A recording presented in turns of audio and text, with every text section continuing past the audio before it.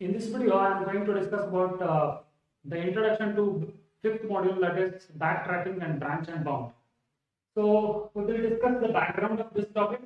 Then we will see what is state space tree and how it is useful for construction of the solution for backtracking and branch and bound algorithms. And then difference between backtracking and branch and bound. Then we will discuss uh,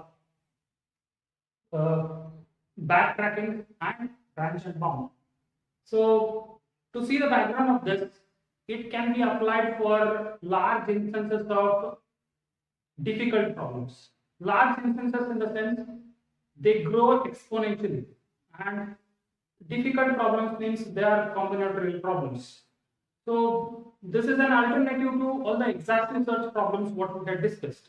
So exhaustive search problem means if there are n number of options, then the number of solution for those n number of options may be n factorial or any combinatorial or exponential solution. Say for example, if there are three colors, say red, green and blue.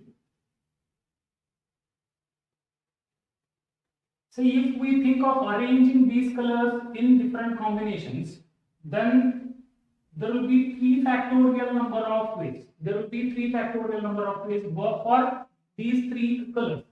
Say it will be 6 combinations. If we just change the number of colors, then the number of arrangements will also change and they grow exponentially.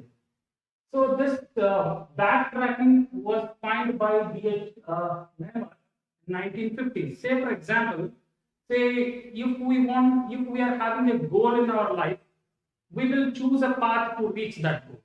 Say somewhere in the middle, if we come to know that if we go in this path, we may not reach the goal, then we may backtrack and we may change our path. That is what the concept is, backtracking.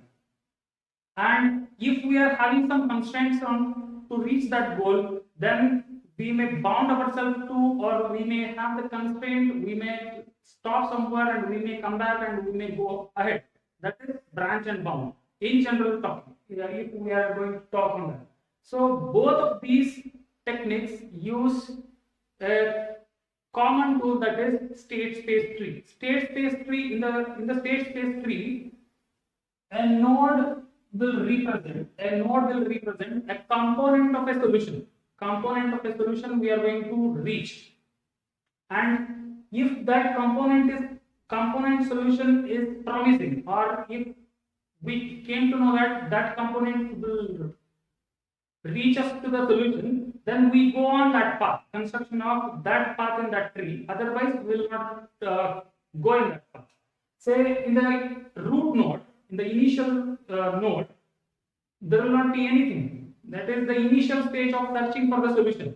Okay. Say for example, if we want to construct a state space tree for this simple problem, say initially we have not chosen any color, then we may choose red, then we may choose green, then we may choose blue, or we may choose red, then blue, then green, or initially we may choose green, then blue, then red, or if we go in this way, then it is red or blue. If we choose blue first, then we may go for choosing either green or red, the second label. Then we may go for choosing red here or green here. So if we go in one label by label, that is the first label will tell the first choices, then the second label will go for second choices, and so on. So this is the way we construct the state space tree for backtracking. Okay, backtracking means there may be some constraints. Say for example, green should not come in the middle. If this is our constraint, if this is our constraint, then we may start with the red, then green. So green should not come in the middle. We stop here. So it will become a non-promising node. Non-promising node. Promising node means that component solution will lead us to the solution. Non-promising means it will become a dead end. So we cannot go further. If we go in that legitimate path, then we may not reach the solution. So we will stop here. We will backtrack. And we will go for red, then blue, then green. Of course, this is one of the solutions we may think of. Say if we choose green first, then blue, then red. Yes, this is also one possible path. If we choose green, then red, then blue, this is also possible path. Blue, green, so green came in the middle, so we cannot go further in this path. We will backtrack and we will go for the red and green. So this is also one path. So we can think of this backtracking and branch and bound as an improved version of exhaustive search or brute force approach. It is more intelligent than brute force approach, because we are not going to find all the solutions and get the feasible one or get the solution with the objective function. Here we will restrict ourselves and we will backtrack to the previous position and we will go for the next option to be made. So this is what is the background and the state space tree of backtracking. Still we have not yet discussed what is backtracking and branch and bound. Say what are the differences that should be known before we go for that. Say in backtracking, the first difference is it depends on the nature of problem we are going to solve. Say if it is an optimization problem like 01 knapsack or traveling salesman problem, where we need to find all the paths and we have to select the best path, that there are optimization problems. So in the either it maximizes or minimizes. In that case, we will go for branch and bound. Backtracking usually will not be applied for optimization problems. They are applied for just combinatorial problems. Then the way the state space tree is constructed. In case of backtracking, we will go in one path completely to the depth.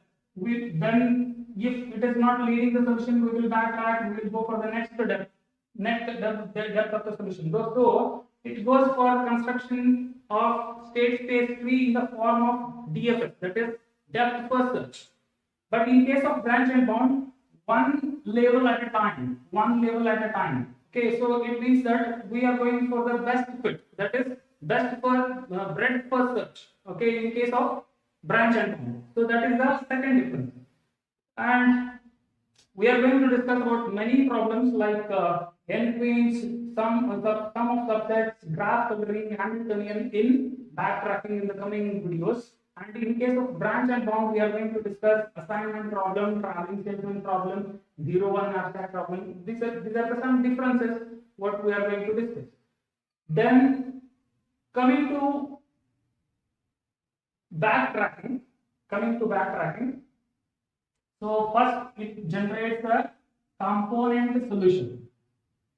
If that, then it goes for next component solution. If we find that component solution will give us the result if we go in the same path, then it will go. So that will become a promising node. Say for example, in this case, this is a promising node.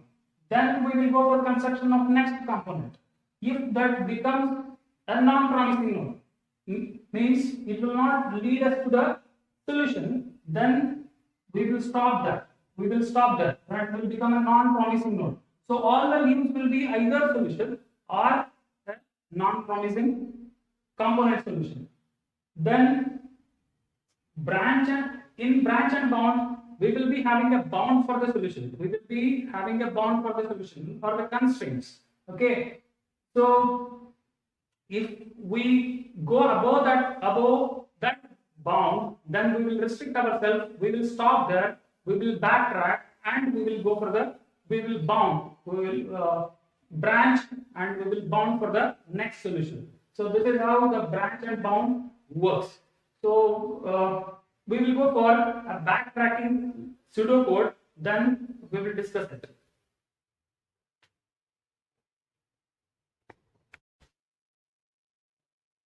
So let us discuss backtracking formula. Assume that say x1, x2, x3 is a path from root to the leaf in state space tree, and let t of x1, x2, x3 so on up to xi is a path to xi plus 1. So we have constructed the tree in that, say this is the x1, say this is the x2, and we are going to construct an xi plus 1 for this xi up to xi is a path, and b of x is a bounding function. B of x is a bounding function where we will decide that whether to go in that direction of construction of component solution. Okay, if that is the case, then for each x of k, any one node, if it belongs to this path up to k minus k plus 1, then if it is there in one of the bounding function or objective function, then we will go for construction of next one if it leads to the loop to an answer node, and then we will output that path. Otherwise, we will backtrack till k is less than n, where n is the total number of solution. If it is still less than n, then we will backtrack, we will find the next path. This is how backtracking works. So in this video, we have discussed the background of backtracking and branch and bound. This will be more clear when we will go for the examples like n-queens problem or